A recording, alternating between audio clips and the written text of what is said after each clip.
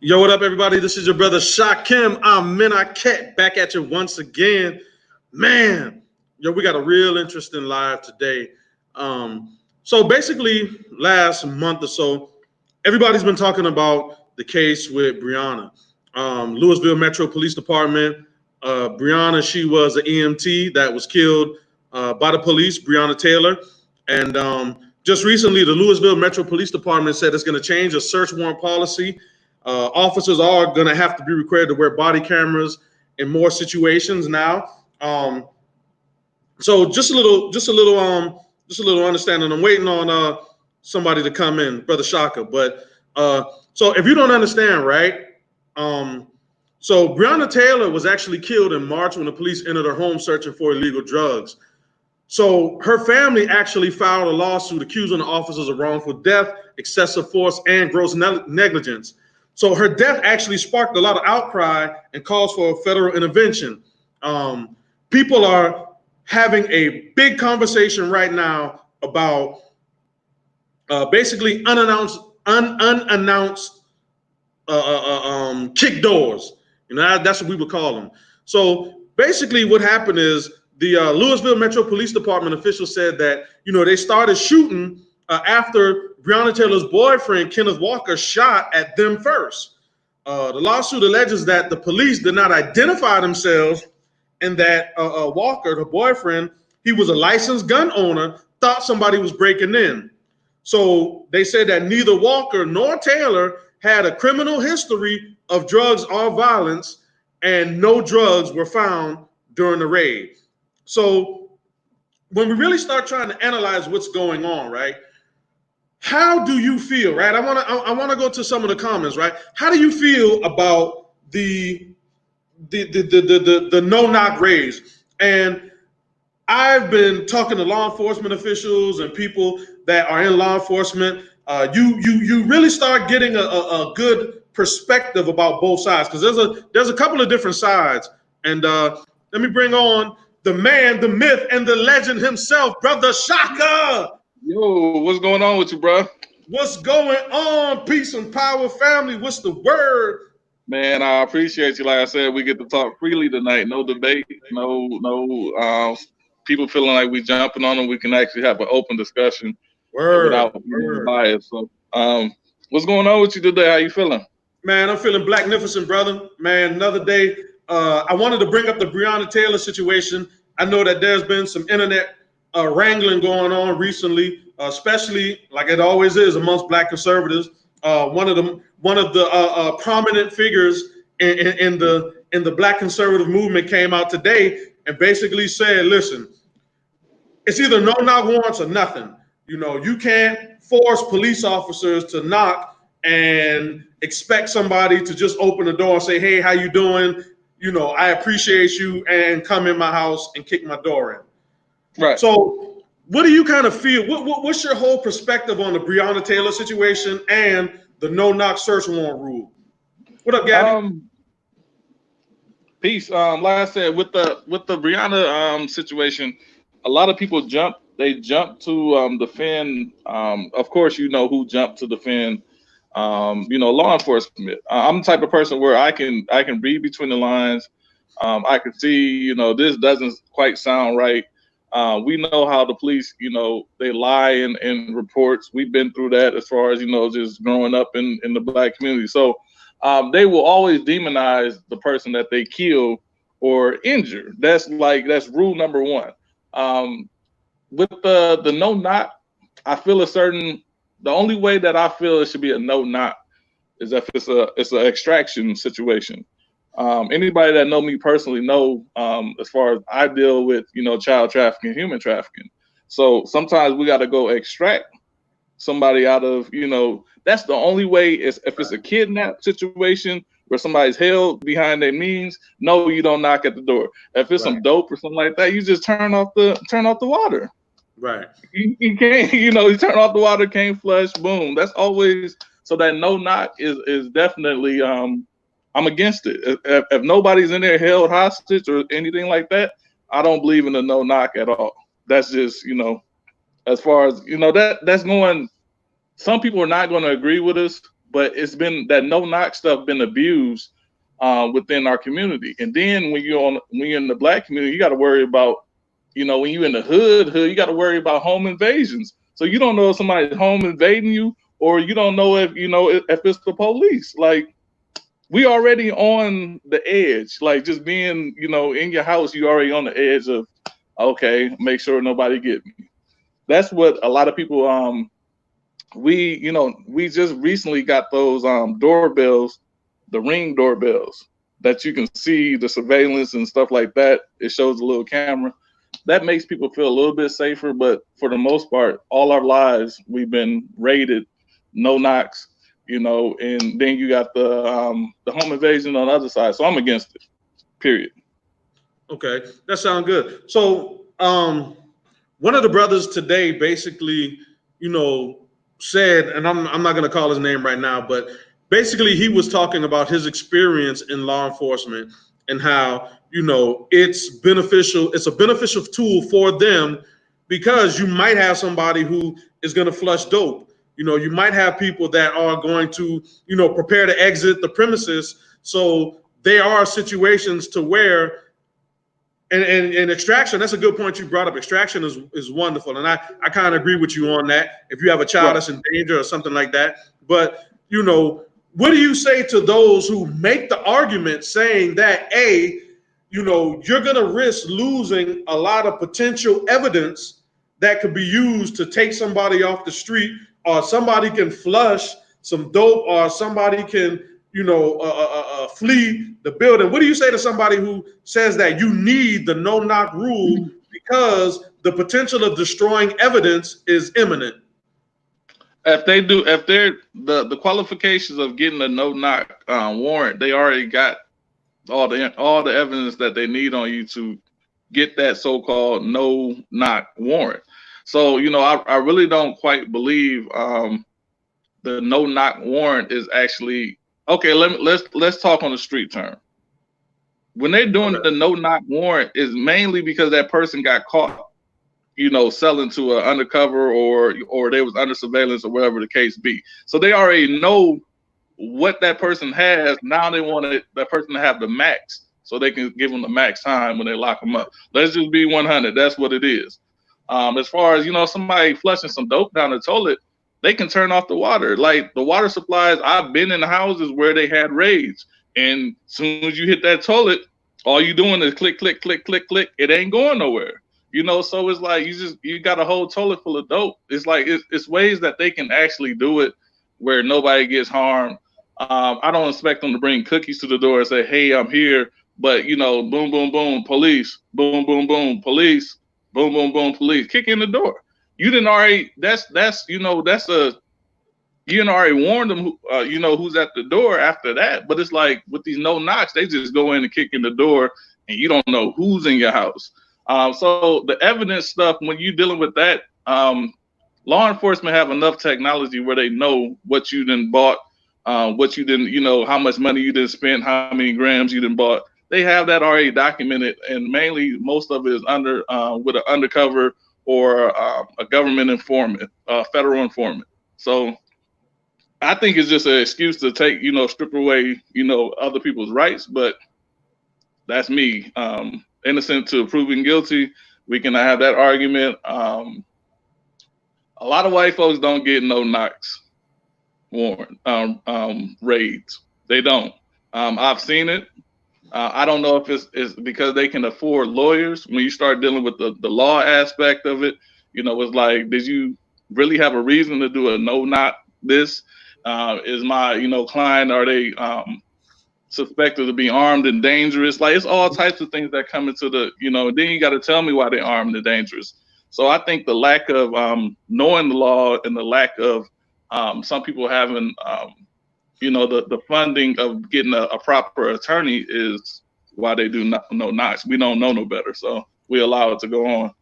I had sent you a tweet from Rand Paul. I don't know if you got it. I saw that. Talk about that really quick. Do y'all talk about who Rand Paul is? Because some people might not know who Rand Paul is. Republican, conservative. Go ahead and talk on that. A lot of people, a lot of a lot of people, like I said, right now, me and you, we have a mixed crowd, which, you shouldn't be ashamed of. That's a proud situation that you can actually have a bridge where you don't have to sell out and you get both sides of the spectrum coming to listen. A lot of black folks probably don't know who Rand Paul is. Rand Paul is, like I said, he's a Republican.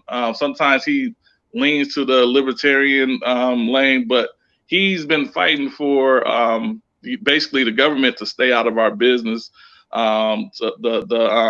He's been trying to cut down the surveillance. He's been trying to cut down, as far as our rights to, being able to move around freely.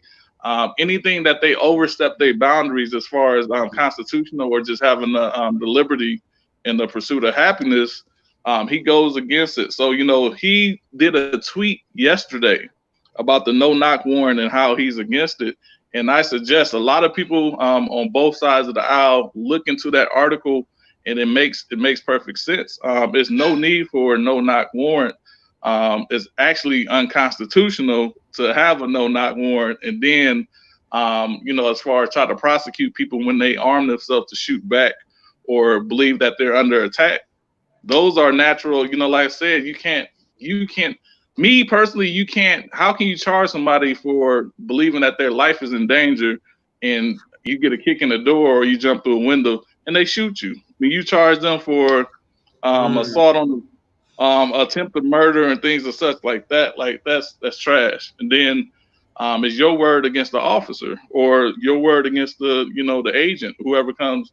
And our word doesn't hold up in court. So basically, it's another bad hand getting dealt. Right. So you mentioned something about the Fourth Amendment, and that's what it all really boils down to when you start talking about the constitutionality of no-knock searches and seizures. So just if y'all don't know, the Fourth Amendment, it originally enforced the notion that each man's home basically is this castle secure from unreasonable searches and seizures of property by the government. It actually protects against arbitrary arrest. So, the police just can't come arrest you. And also it definitely prohibits the stop and frisk, also illegal wiretaps and other forms of surveillance. So the Fourth Amendment basically says that the people have the right to be secure in their person, their houses, their papers, against unreasonable searches. So me walking down the streets, the Fourth Amendment would protect me from just an officer coming and saying, hey, let me search you. Without probable cause, I should be protected, against anything that's unreasonable. So Nicole, she put the question up here. She says, so get specific. What does the no-knock law allow law enforcement to do? Then what is law enforcement's concern if there's no knock? Then does anyone know statistics of no knocks going wrong? So Shaka and I, we're going to touch on that. So basically what no knock allows law enforcement to do is be able to utilize the element of surprise. And I think that's their biggest thing. They want to be able to catch a criminal by surprise, because ultimately that's one of the art of wars. When you start reading books like Sun Tzu, The Art of War, and these books on strategy, the art of surprise is just very, very, very useful when it comes down to catching your enemy off guard. So I think that's the basis of the no-knock law and what they want to utilize it for. Then she said, what is law enforcement's concern if there's no knock? So Shaka, you want to answer that? What's law enforcement's concern if there's no knock? What's their concern? They worried about somebody, damaging the evidence. But like we told you, before they get the warrant for the no knock, they already know what they know. They already got the intel that they need. So it's just basically it's another excuse to do something.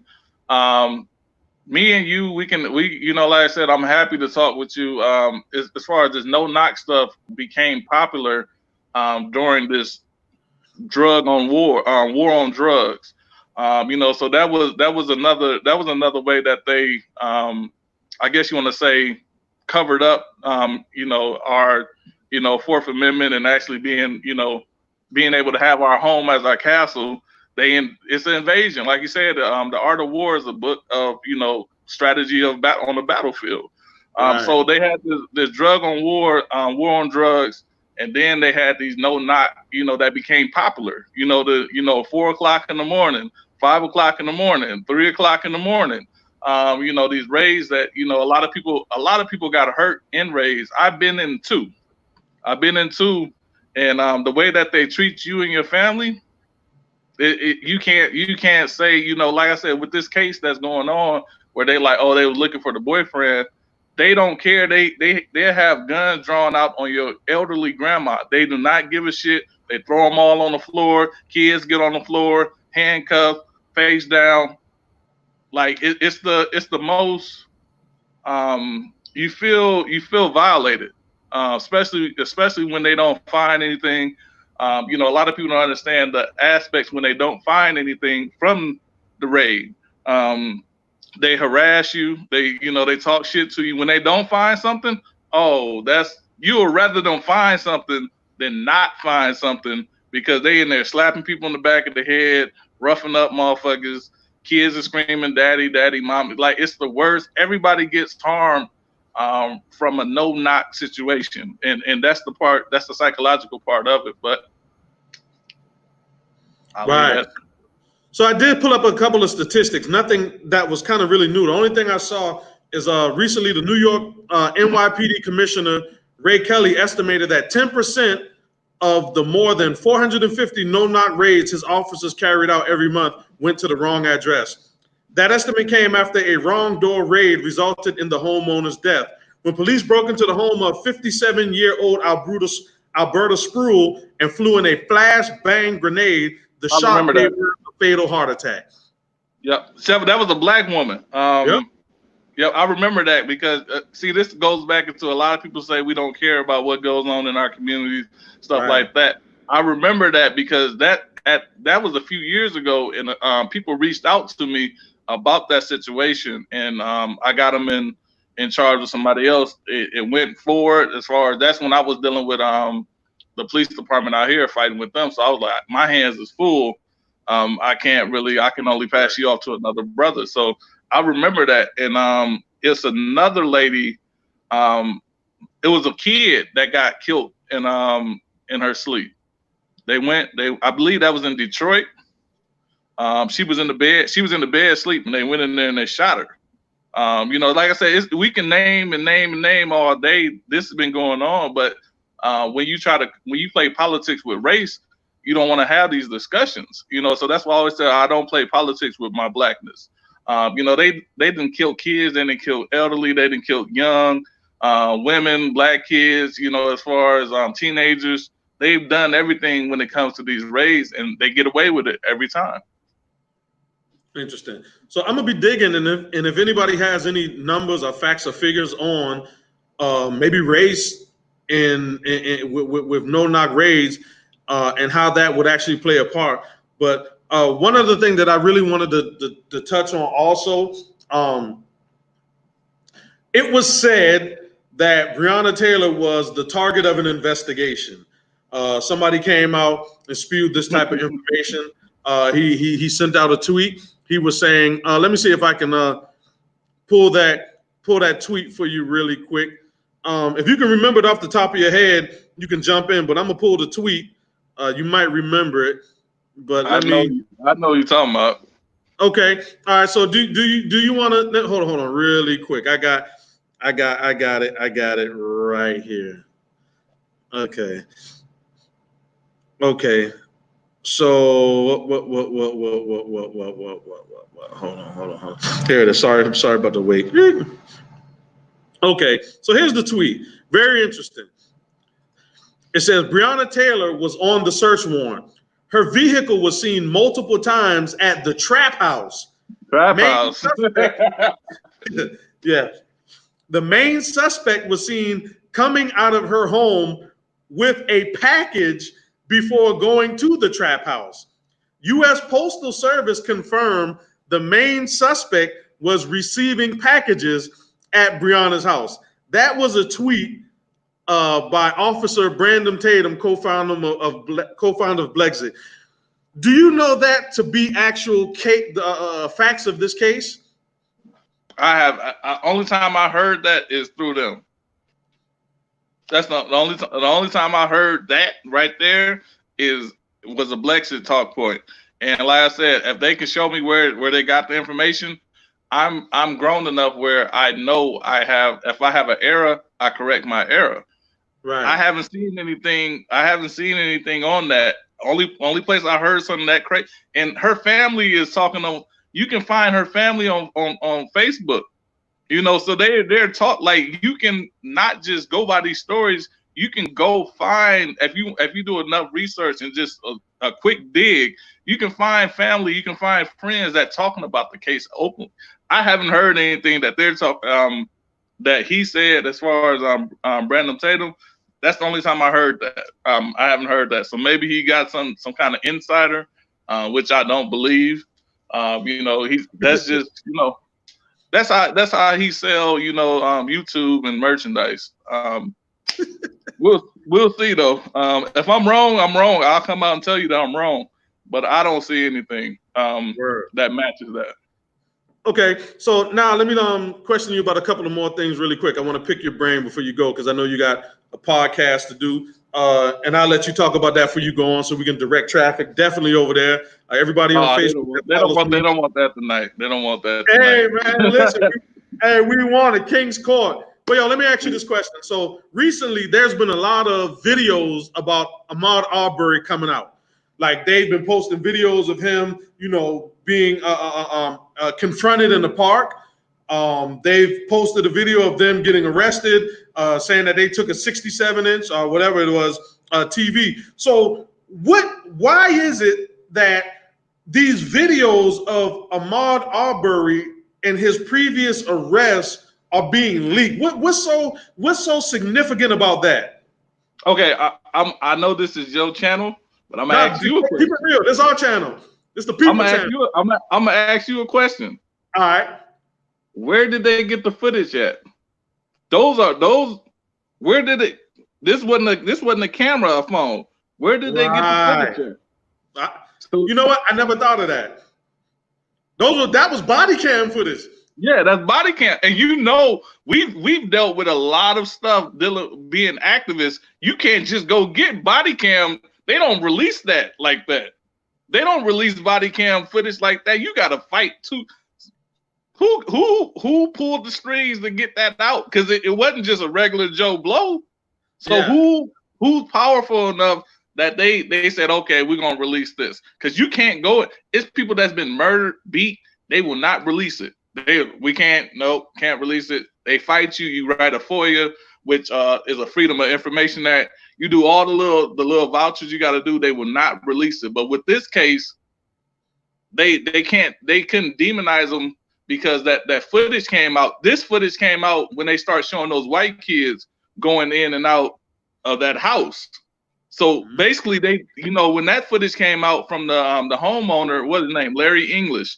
Yeah. He showed that other people were walking in and out of this. He wasn't the only one walking in and out of this vacant home. They had white kids running up in there. I guess they would deserve to be, which I don't believe so, but by everybody else's, everybody else's stance, I guess those white kids that were running in and out of there are supposed to get mowed down as well, which I don't believe, but We're going off of the narrative that everybody's saying.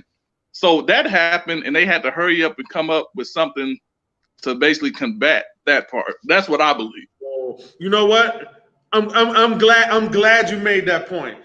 And you know what? I wasn't even smart enough to piece all of that together like how you did. I had a little bit of pieces of it, but I didn't put it together like how you did. So let me just kind of go over what you just said so I can get a better understanding. The timeline. So Ahmaud Arbery, his attorney through Larry English, or Larry English's attorney, one of the two, they released the videos of other people who happened to be white that were going on his property. At that point, the narrative changed. People started talking about, hey, why is it that white people went on his property, and they didn't face any repercussions? Why is it that white people were going there and nobody criminalized them? People started asking the questions, trying to make correlations. So if Ahmaud was a burglar, why weren't these kids burglars? Why weren't these two white people that went in here the same month? Why weren't they burglars? So people started actually trying to change the narrative, and people were beginning to think. So now all of a sudden, when the narrative started to change, somebody released the videos of Ahmaud Arbery getting arrested. Exactly. Bro, and that's their technique. And a lot of white folks start to ask those questions that you just said. The ones that was even criticizing them, they watch, because I sit back and watch Twitter all, I'll be up all morning like doop, doop, doop. But it's like even the white folks that criticize Aubrey, they start asking the questions of, whoa, okay, you see them grown, you see that man and that woman walk, what were they doing walking up in there? Was he smashing? Was they in there having sex? What were they doing? So they made it seem like this property, everybody knew not to go up in it, but this guy that wanted to burglarize the place. And you seen the footage, he sat back, he looked, and he walked out. So they got to brush. They're gonna try to give those they're gonna try to let them off the hook. This is, people said this is not race related. And I always tell people racism is not just saying the N-word or me saying, the C word when I'm talking to a white person, or calling them, the H word. Those are just, words going back and forth, just shit talking. Racism is when you got a system that try to demonize another person or another group of people. When people say, oh, they're not racist, this had nothing to do with race. Right. Well, okay, why are y'all mentioning? I don't know these other people's background as far as being criminals. Nobody gave me their background. Nobody said this person been for domestic violence. This person is a drunk. This person, smoked meth. Like they don't come up with that because it defeats the purpose of what they're trying to do. And they're trying to get these two people off the hook. Like, you got to realize he was once, protected by the shield. So they always look out for themselves. It's a fraternity. So that's why people, want to say that it wasn't race related. No, they didn't yell out the N-word, but it's like, it's definitely, as far as stemmed from that, because they automatically thought he was a burglar. Right, you see a black person, you think they're a burglar. What do that mean? You think, niggas steal. Right. All right. Let me, can you, hold on. Okay. All right. Let me, can you see this? Are you looking at the screen, Shaka? Yeah, I got two screens. That's why when you see me looking down, I'm looking at the bigger. Okay. Can you see this tweet? Where you got it at? I can't see it. No, you have to put it in front of your face, or it cuts. It cuts us off. As far as you only got so much of a screen, I only got so much of a screen. Okay. Hold on. Okay. No. All right. Hold on. Now you should be. You see this? Yeah. Okay. All right. Look at this tweet right here, right? So this is the thing. He says the media is at it again. Why are people falling for it? They only post killing black men to create hatred towards them. Now they are posting police violating people's rights to make people hate them. Meanwhile, most cops are doing the right thing. Don't fall for it. So when you see something like that, right? Basically, saying, okay, this is a media trick, right? Don't fall for it. People are only posting when black men get killed to create an environment that is totally anti-police. He's saying, yo, listen, most police officers do the right things. Don't fall for it. How do you view this? Before I answer that, could you do me a favor? Yes, sir. Okay, while I'm talking, could you find the tweet where he talks about conservatives not? I think I do. Yeah, you are. I don't want to spill it. I want the tweet. Okay. All right. So this is what I think you're talking about. Hold on, right here. No, I'm gonna answer the first question. I just wanted you to get that so we can get this thing, because a lot of people don't understand what this guy is doing. Is this the tweet you're talking about right here? Yep. Go ahead and hide that for a second, so I can answer. Okay. I can answer the Okay. other. Said he's never seen so many conservatives turn on the police. Very sad. Okay, so what he mean? I'm gonna be blunt. He is talking to white folks. He's not. He can't even say the white community or call white people by white because he's scared to do it. He said conservatives. He's actually talking about the white people that's actually protesting to go back to work. But you see how his respect with the title that he saw. He doesn't want to ruffle those feathers. So he's talking, when he says the conservatives, he's talking about the conservatives that's actually going out there, opening up business and fighting against the power that's trying to, take away their constitutional rights. He's upset with that, and he's upset with white folks, but he's only calling them conservatives. When he's talking to us, he talked to us in a different tone, in a different manner. For anybody that's watching this and you actually believe that black people just hate the police because we're just bad people, you're wrong. Right. We get treated a certain way within our community. You never hear us, you never hear us attacking, it'd be some crazy people that's on drugs that will attack some emergency responder, somebody that drive, the ambulance or fire. Do we have the same feeling about, firefighters or paramedics? No, because they're not the ones that's harassing us. You got to realize that we get harassed and we get treated like, the worst of the worst in our own community. So of course we know that they don't have our best interests, as far as to heart. So these, these videos that come out, they're, like I said, yes, some are sensationalized, but it's basically more outrage of the cover-up. Nobody ever want to mention about the cover-up. They want to say, oh, we're just mad because, a white person did this to a black person. We don't care about a black person doing this to a black person. The law does not cover up for a black on black unless you, a popular person or your dad's the mayor or the governor, which never happens. But when it comes to black and white, it's always a cover-up. There's always, some tangible things that the DA did this, or, my dad know this person, or this person was, he was an ex-cop. He was with the blue. It's always something that covers up, the black community. And it's like, we get treated. I told somebody, I did a trick on my page. Mm-hmm. I said, do y'all remember who Mike Vick was? Mm. And nobody said, oh, I remember the quarterback. They came in there, oh, the dog killer? You mean the motherfucker that this? Like, oh, so I mentioned Mike Vick and y'all tie dog killer, and he's the worst person ever. But when we get mowed down in the middle of the street, they cover it up. So I'm like, I wish we had animal rights. I wish, it seemed like animals getting more rights as far as in court than black people that you see getting mowed down in the middle of the street. And that's not race baiting. That's the fucking truth. Right.